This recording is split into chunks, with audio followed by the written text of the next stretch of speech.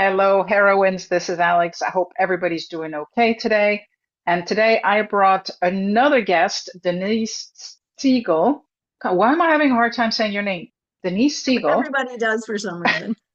I've never had before. But, anyways, to share her knowledge with us. So, Denise, welcome. And Yep. why don't we get started with where are you from and what do you do? Okay. So I grew up on Long Island in New York, and I spent most of my formative years there. Though I have lived in Rochester, Minnesota for the past 22 plus years. I walk too fast, talk too fast for the Midwest. Like they say, you can take the girl out of New York, but you can't take New York out of the girl. But this is home. Cool. And tell us what it is you do. Okay, so this is fun. This has been a journey. So I am the menopause mentor and longevity concierge. Now, with this, I am helping women in midlife to understand what's going on with menopause, perimenopause, and through the phases of menopause, but also to help them understand or discover what it is that they want to do in this next phase of life. And the important piece here, especially when we talk about longevity, is I'm talking health span here. What do we want to do? How are we going to live our life in this next phase in a way that we're mentally, physically, and emotionally healthy?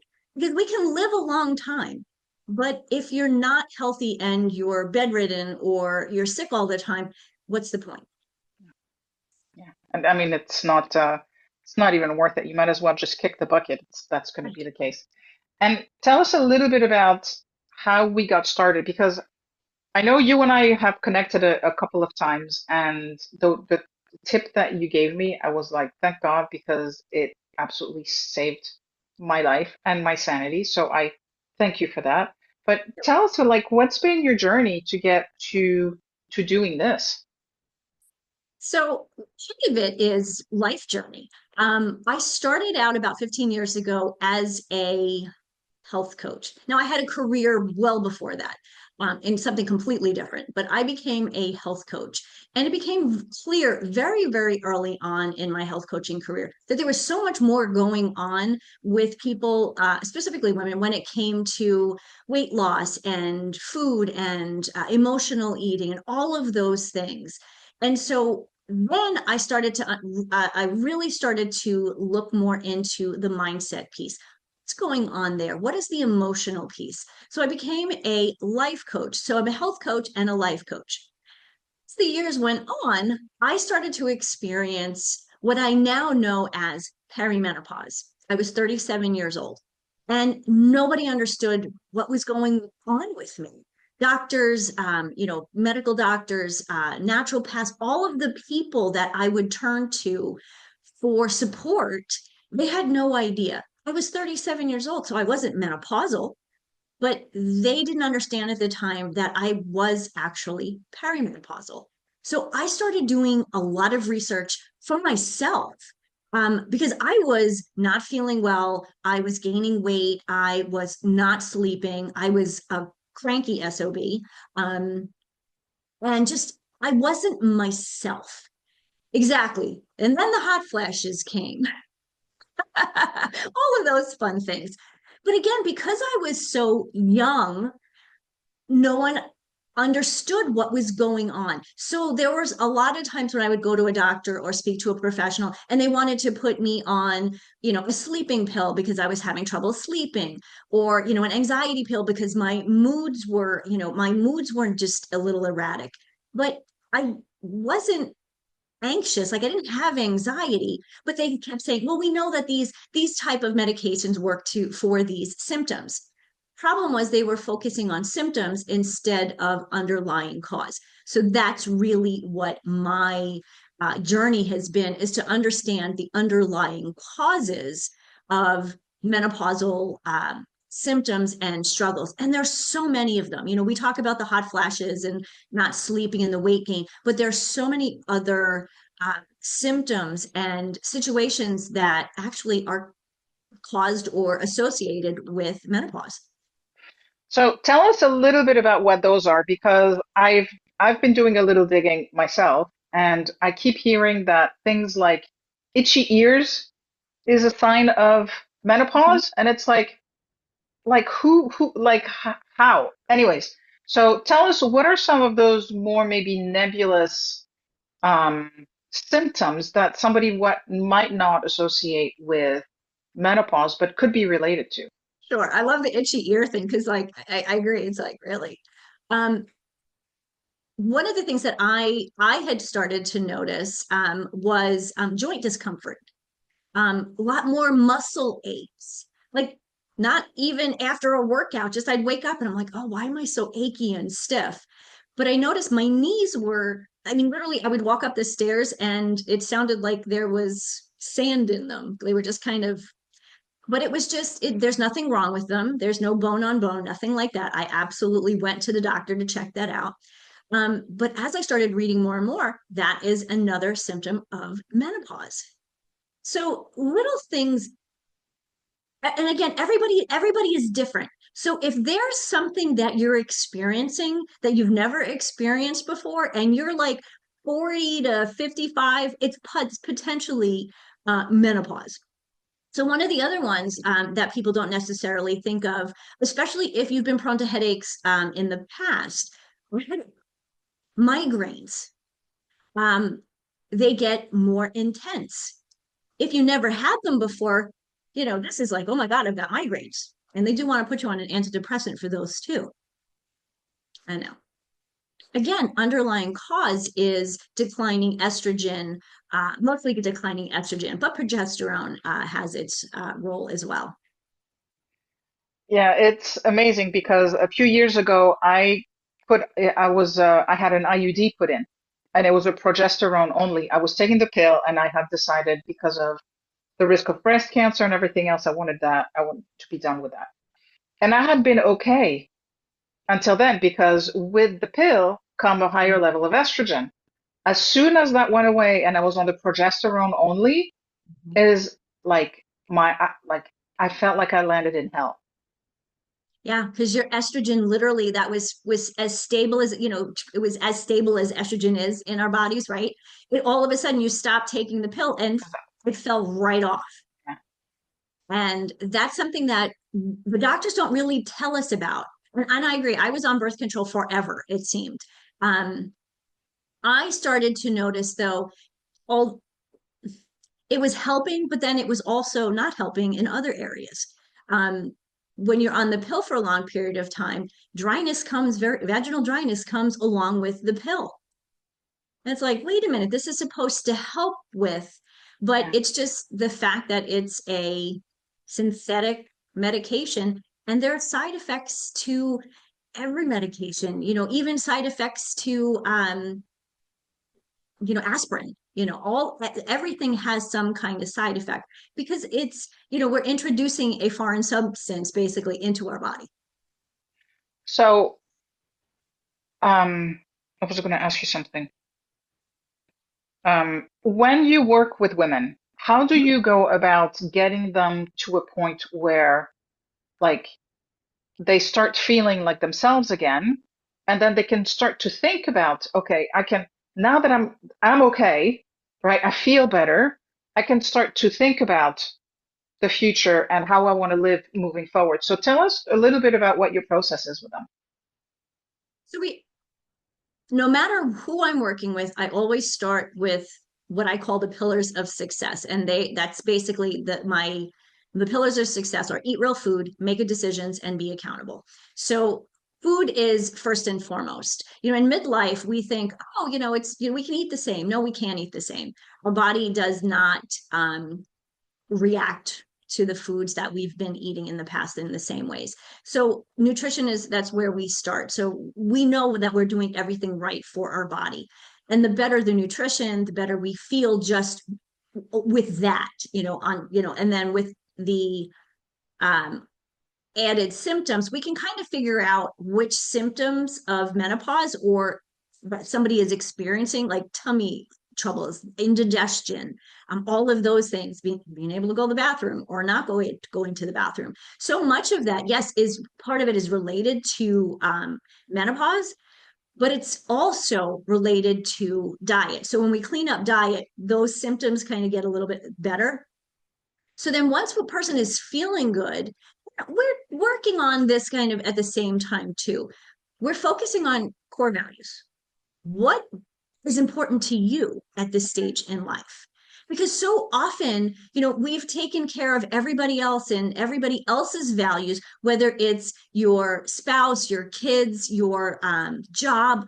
If you're working for a company, they have values that often rub off on us because we're in these circles, right? Not necessarily a bad thing, but we get so caught up in all of that in the busy that we forget what our own core Mm. values are and what we actually want to do. Like, what do we even like? I asked a client this a couple of months ago. I'm like, well, what do you like to do?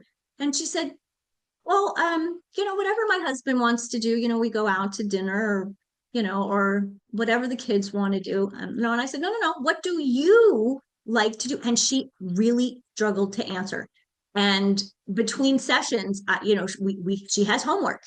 I mean, that's one of the things with coaching. Coaching is great, but I ask the good questions, Yeah. the hard questions that people don't always think to ask themselves, but really struggle with, because this is a time where you're looking in the mirror going, all right, this is me. This is me now. Who am I?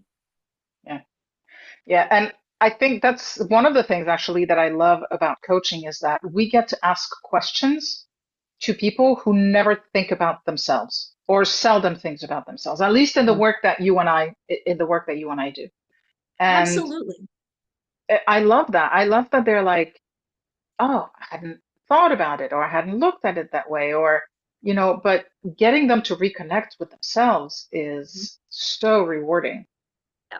And I tell you, I understand it, because there was a time in my life, and I know you and I talked about this a little bit, when I put somebody else's wants, desires, needs out of my own. I quit the job that I loved. I left the apartment, that the best apartment ever. I loved that apartment. I had this great life, but I picked up and moved everything because it made sense for this other person, for us to be together and do all the things that we were going to do, start a life together and all of that fun stuff, right? And then when I realized this wasn't the right thing, that one, he was not ready, but I realized this wasn't the right thing for me. Mm. One, I felt stupid, like really, and really at that point, I didn't have a job, I didn't have a place to live. Um, like I said, I felt kind of stupid, but I also like really had to really dig deep and go and say to myself, like, why did I do this? Why did I put somebody else's wants, needs, and desires ahead of my own? Because as women, that's kind of what we do. But when we get to midlife, we realize we've done that so much. All right, this is my time. But and I fully behind you 100%. I think that a lot of that is societal, right? A lot of that is that's what society, and when I say society, I mean society at large, but our parents, our grandparents, our siblings, that's what everybody expects from us as women. And it's so easy to get lost in the shuffle because we turn our eye outward, we never turn it inward. So now we're taking care of everything and everyone, and we're starting not to feel good. We don't know why. It's not that bad yet, but what ends up happening too often is, pardon the French, my French here, which is not actually French. When the poop hits the fan, that's when we go, huh, now I need to do something. Whether it's, your relationship just fell apart, your health is in the toilet. We got toilet things going on today, sorry. Um, whatever it may be. Your emotions are all over the place. Yeah. Um, that's usually when women come to me and go, okay, I need help. What do I do? And similar to what I hear is that when life feels like it's falling apart, it's like that's when, we turn inward. So what would you say to what would be your recommendation to women in general?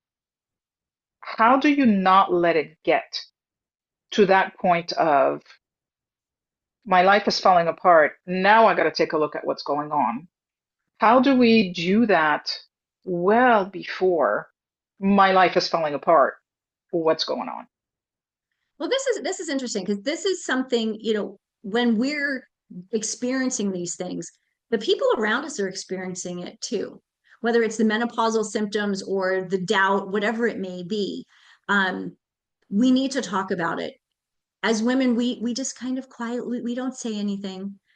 We really need to express our feelings. We need to be in a place where we can do that in a safe environment, whether that's with your spouse or partner or your boss, whoever, even a really good friend.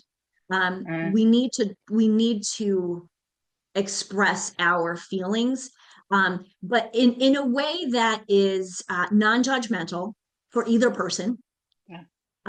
and is looking for a solution rather than pointing fingers as you're the problem, this is the problem. Here's the situation. um, what are the solutions? What can we do? And to really have those conversations early, earlier than we do.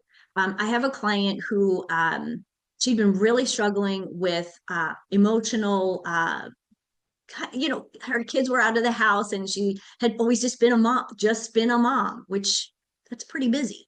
But she now didn't have an identity, and it was affecting her emotionally and mentally, but Mm, it was also affecting her relationship with her husband. And she'd had it with him.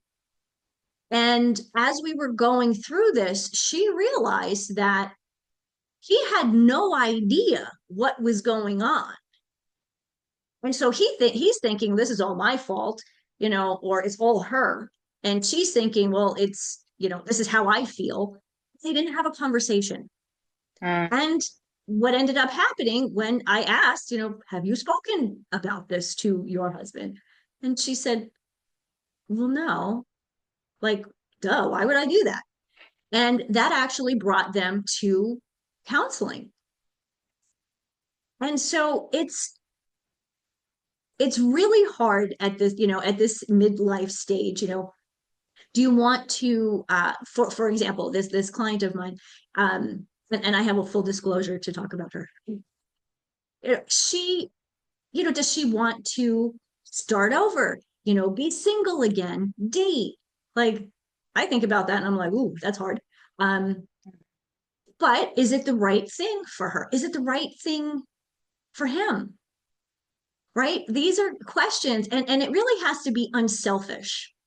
And that's hard. That is the hard part, is for it to be unselfish, asking the questions, because maybe it's not right. I mean, we know many people within the group here who've been divorced or broken relationships, and sometimes those relationships may not needed to have been broken. mm. Many of them, yes, but some of them may not have. And even the ones that were broken could have been done, may have been able to be done so in a much gentler way.